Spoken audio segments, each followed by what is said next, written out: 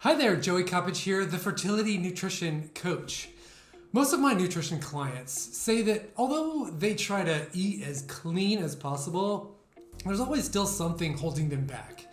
Whether that means their PCOS symptoms are still unmanageable or that they can't get their blood pressure to a normal level, no matter what they do. It can be such a defeating feeling to know that you've done everything you can without seeing any of the results that you're intending on seeing.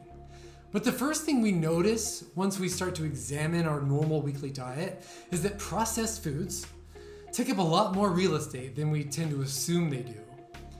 So why do we end up eating more of the bad stuff when we know it's the bad stuff? It's because we live in a time of abundance. We no longer have to raise and harvest and process and make all of our food from scratch. Instead, convenient, tasty, shelf-stable, processed and refined foods are inexpensive and easily available all year round. On the one hand, this makes life a lot easier. And some of these minimally processed foods can be convenient and nutritious parts of our diet. But on the other hand, most processed foods don't actually add any value to our health. Most people who eat a lot of processed foods experience higher rates of ovulatory infertility.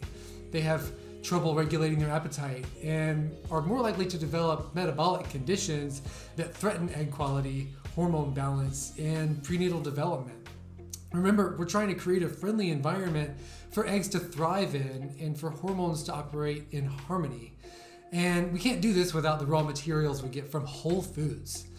Unfortunately, things like protein bars and fast food, pastries, even those 100-calorie snack packs are just devoid of the nutrients we need, especially compared to their calorie content. These readily available and heavily promoted foods usually have a lot of sugar and salt and industrially produced fats, not to mention things like artificial colors and preservatives, that kind of stuff.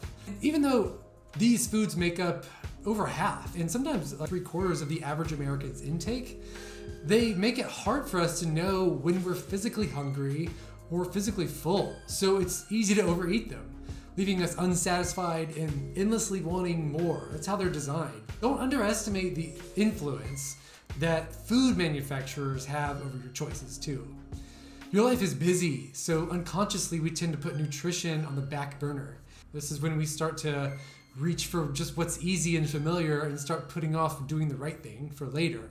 In a typical fertility nutrition coaching session, we together might map out behavior patterns so that we can make connections between your unconscious habits and your environment. Maybe you want to talk about healthy substitutions, or maybe it's helpful to start thinking of things as better or worse instead of definitively good or bad, getting yourself out of that habit loop. Whichever strategy you find is most successful for you will be so because it was something you were already willing, ready, and able to do at this time in your life. And my goal is to guide you there.